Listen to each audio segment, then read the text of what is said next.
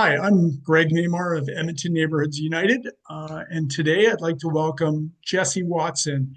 He's running as a candidate in, if I get the pronunciation right, Anirniq ward, and that is currently occupied by Aaron Rutherford.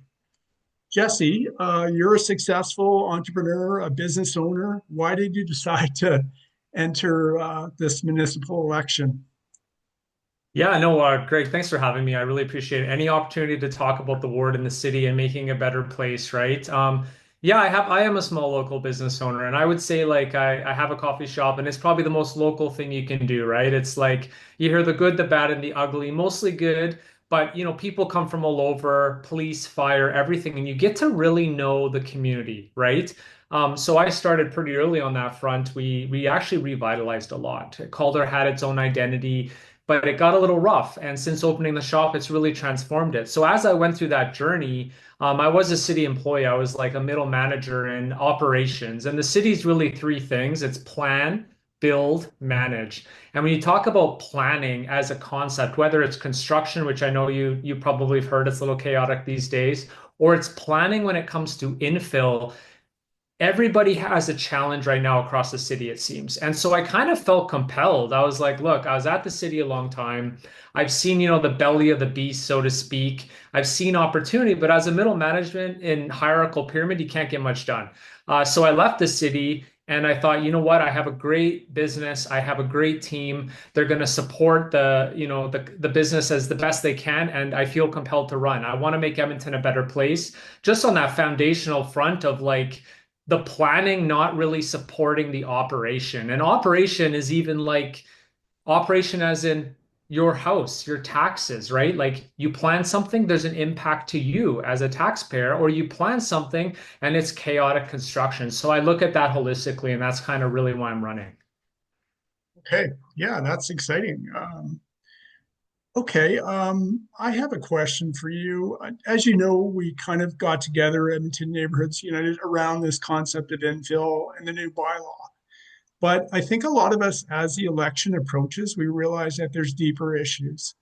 And one of the issues that keeps coming up for us is the sense of broken trust between ordinary citizens and our city council. Is that the sort of thing that you're hearing at the doors when you're talking to people in your ward?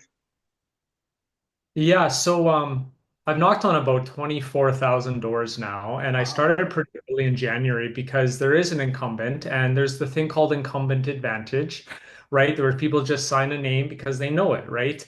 So I had to hit it early, and a trending theme, it doesn't matter where you are. The ward is pretty big. It's Inglewood, which is Science Center, all the way north to Rapperswil, which is Henday. And, despite the issues being different as you head south to north, everybody has a challenge with not being heard or listened to.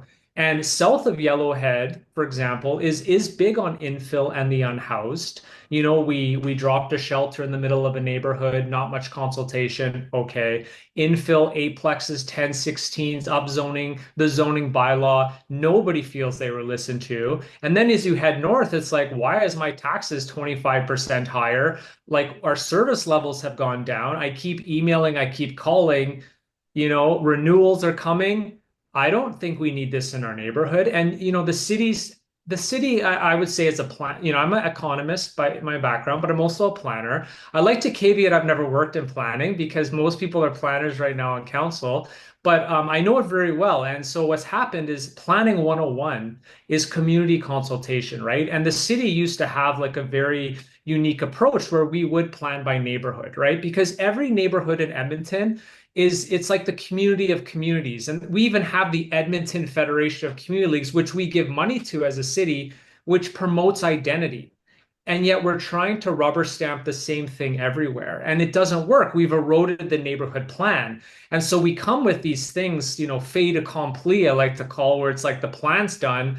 You do this robotic engagement, you say you're going to hear, and then nothing's listened to. And then you stack the deck at council because you're upset. You're posed as a NIMBY. Like I think right now the polarization between what council believes needs to happen isn't what citizens want to hear or think needs to happen. And when you're elected, you work for the Edmontonian, and there's a balance, right? There's always like, hey, sometimes you got to do things because it's for the betterment of society, okay? But not everything is, 100% full speed ahead at the expense of people, culture, and identity. So that's kind of what I'd say I've been hearing across the board. Hey, well, I completely agree with what you're saying. So how do we fix it? Yeah, like if I look at there was an example, and I don't want to leave. I'll talk in my ward actually. I'll start with there's a project 132nd Avenue, which is a double bike corridor. And whether you're for bikes or against, it's not really the issue to me. But we had engaged approximately 100 people for $100 million project, right? And the questions, as an operations guy, back to the city times, like I would say, we should do certain things because it's going to be easier for people to digest. It's like it's about taking people on journeys, right? It's like when I look at housing and development, it's like, people often are say, "Hey, I don't want affordable housing," because they're worried about what the impact will be because A, the city doesn't take them on a proper journey of what it is or isn't. Sometimes we don't hold landlords accountable, or sometimes we don't follow through on what our commitments are and people feel burned. When I look at the zoning bylaw, it's like it is too far, right? Like I look at this famous planner, Jane Jacobs, and any planner should know this. It's like a safer street has more eyes on the street, right? That's common, right? You have more people downtown, more businesses thriving. It's safer, just perceptionally, but also to design with human scale. Okay. Like certain size blocks and certain massing and certain context, right? And I don't know when I listen to people, I don't hear challenges around we density, right? I think everyone gets that we need to densify for taxes. It is just clear as day, right? We need money and it helps the tax base. But it's about a three-story next to a one. It's about ugly facades next to beautiful ones. It's about, anarchy on the streets. It's about poor construction. It's like you add all these things up and I heard recently, someone's kid went into a pit, it wasn't fenced off, took a month for the city to reply. Something as simple as construction standards. Like if we can't even manage construction standards, that tells you people aren't fundamentally being listened to. And then you transcends to everything we do. So, I always like to say there's like 500 planners at the city of Edmonton. And you're telling me that we can't do better engagement one by one and bring back some level of consultation into a neighborhood. Whether that's bringing back the district plan down a bit to be more area structure where communities have more input.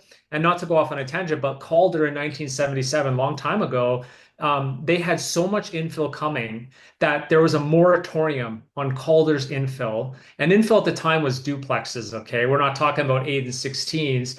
And the city met with Calder. They came up with their own plan. There was a committee established, and they went forward with that plan because there was a detrimental loss of heritage, right? And we can't forget all these things, but council, unfortunately, and it is an election. I'm going to say it. They've basically put people at the expense of housing for whatever reason. They haven't defined it, but they believe there's a housing crisis and they're going to stop at nothing to get it. And that to me, we're going to erode our identity over time unless we roll it back and really focus on what's important, community by community. Okay, yeah, that's a lot of good information. Uh, Again, totally agree with you. I think city council has decided to take the ear of developers as opposed to people that live in these neighborhoods. So we're seeing the result. All right. Well, I don't want to take up too much of your time. So I'll just leave it to you. Any closing remarks as we approach the election less than a month away?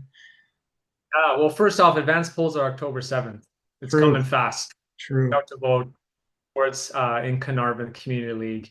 But I would say like this election is one for our time. Okay, it honestly is. Like we have party politics that have entered the city. We have two parties, and then we have a back deal like union-based party supporting a lot of the incumbents. So I think whether the first question is, are you supportive of the party system at a city level, right? And then I just think just sit back and look at what's really important to you, right? Um, you know, tax, debt, housing, safety, transit, infill, regional partnerships. It's collapsed in the last 4 years. I look at all of these things, business loss going to the suburbs. I look at everything and I worry about Edmonton's future, right? Like we've seen what's been happening, neighborhoods changing, not for the better of what neighborhoods feel they are, and more kind of an economics collapse, if I'm being not to be dramatic here. So I think you have to really look at yourself and think like what's necessary. And I just don't think the track record's there. I think to something as basic as what we might remember as kids, like what was important to us, biking safely, leaving doors open, all these fundamental basics. Like I worry that we'll never get there in the current trend. And so I think you have to really be specific when you ask questions of your candidates and make sure that they're actually fighting for you and not like a special interest or some kind of ideology. That's kind of where I'd leave it there. Okay, well, thanks so much, Jesse. And my closing remark is please, everybody, go out and vote, educate yourself, and let's see if we can get Edmonton on track. Thanks, Thanks. Jesse. Have a Later. great Bye. day. Take care.